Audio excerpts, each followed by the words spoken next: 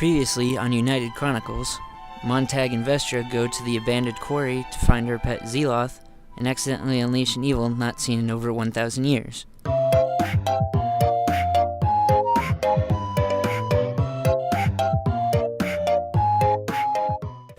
Montag and Vestra rush their way out of the quarry and start heading toward the town.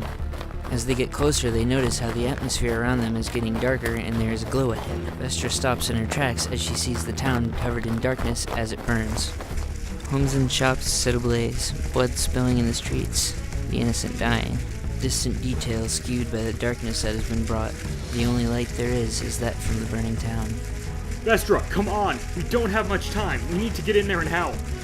Vestra nods her head as she continues to run after Montag into town. When they enter the town, they cannot believe what they see. Shadows moving in every direction, buildings on fire and collapsing, bodies lying all around disintegrating into the darkness. Screams and calls for help ring out from every direction. Montag and Vestra slow their pace almost to a stop, stunned at what they see. In the center of town, they see a large black demonic-looking cross with someone upon it. Neither of them can believe what they see when Montag cries out, "Uncle!"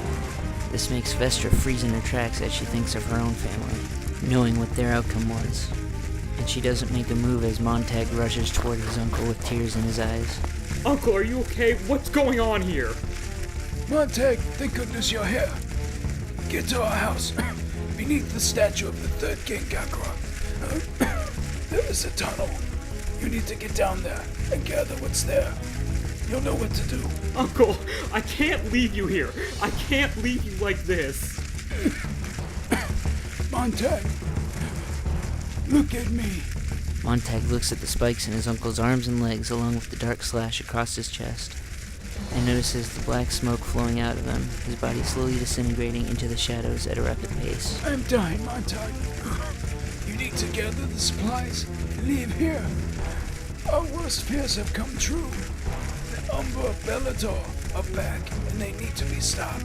Uncle, I can't do this without you. There has to be a way to stop this. You have to be okay. Montag, you know, there's no stopping this. I will soon be one with the shadows. Now go! Montag's uncle fully disintegrates off the demonic cross and into the shadows after his dying breath in front of his nephew's eyes. With all the citizens of Konami now part of this evil power, the shadows over the town lift and color slowly returns as Montag collapses to the ground. No! Uncle! Why? Vestra, shaken up herself from the loss of her own family, walks up to Montag and kneels next to him, knowing his pain, and holds him. I'm so sorry, Montag. We both lost our family here today.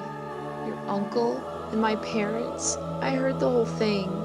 I think we should carry out your uncle's wishes.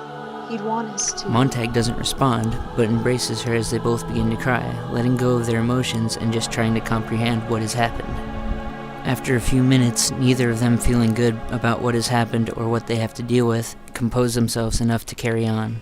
Montag led the way to what was left of his house. On their way, Vestra asks, Your uncle mentioned something called the Umbra. What is that, and does it have anything to do with what happened? It's not a what. They're a who. They're the Shadow Warriors from an ancient time. My uncle told me stories about them growing up. They work with the shadows to take down their enemies. Some say they are even made of shadows, but no one really knows. They haven't been seen in over 1,000 years. They finally reach the rubble of Montag's house. Most of it has been buried or collapsed, but the statue's still standing undamaged. Montag goes to move it, but doesn't have the strength to move it on his own. He calls Vestra over, and together they are able to push the statue over. There they see the hole with a ladder leading to the room that Montag's uncle had alluded to. What do you think is down there? I'm not sure. I just found out about this place myself. My uncle mentioned there would be supplies, though. Montag and Vestra climb down the ladder and head into the room. Shelves on 3 of the 4 walls contain bags, food, canteens, and other basic supplies like rope, flint, a couple of tents, and blankets, and a variety of other things. On the 4th wall are weapons, a bow with no string or arrows, 2 sword hilts with no blades, and survival knives. Finally, in the center of the room on a podium is a leather-bound, handwritten book by his uncle with a gold pendant necklace with a clear stone in the middle. Montag inspects the supplies and starts filling 2 bags, while Vestra goes to examine the book. She holds the pendant and examines it. It's like nothing she has seen before. Beautifully crafted but simply designed, its main focus is the clear circular stone in the center held by gold, with beautiful vinework engraved starting at the bottom and leading to an anvil in the top. Vestra begins to read from the book, and Montag goes over to inspect the weapons. My dearest Montag, if you're reading this, it means our greatest fears have become a reality. The Umbra Bellator have risen again and plan to plunge the world into darkness, killing many and enslaving the rest. You don't have a lot of time if you plan on stopping this and becoming the hero I know you are destined to be. I know I haven't told you much of your own past, but due to the events that are now happening, you will have a chance to find out.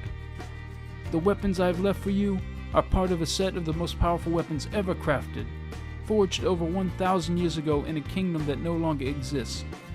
First is the Bow of Tenshi, which when wielded, a string of golden light will appear, and upon pulling it back, a golden arrow of light will appear that has the power to destroy any evil force in your path.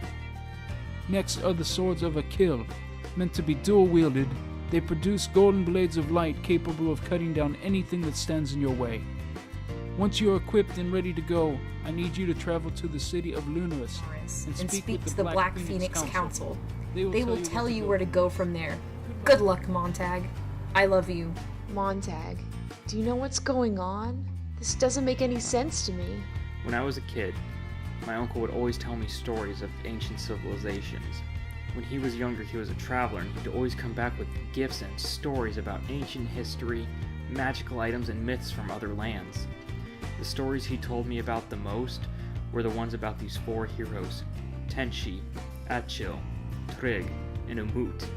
And long ago, they had these magical weapons of light they used to fight against these shadow warriors, the Umbra Bellator. Years of war devastated the land and split civilization in half. Part of their world was under the rule of the Umbra King, and the rest of the world were protected by the heroes. After a great and final battle, the king and the warriors were beaten and banished, never to be heard from again. Until today, that is. I always thought his stories were to be myth and folktale, but now I see they're more real than ever before.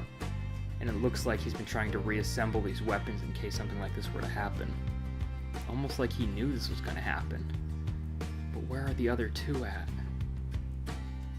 Lunaris is a city southwest of here.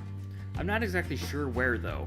I've never been there myself, but rumor has it the people who live there are actual descendants from the Umbra. And if that is true, this might be more of a challenge than we'd ever like in order to get there. But whatever it is we need to do it there. And I don't ever remember hearing about this council, but I'm guessing they can help us. Montag hands a bag of supplies to Vestra, and they each take a knife and choose a weapon. Montag choosing the swords, the rubble of their city behind, they begin their journey to the city of Lunaris.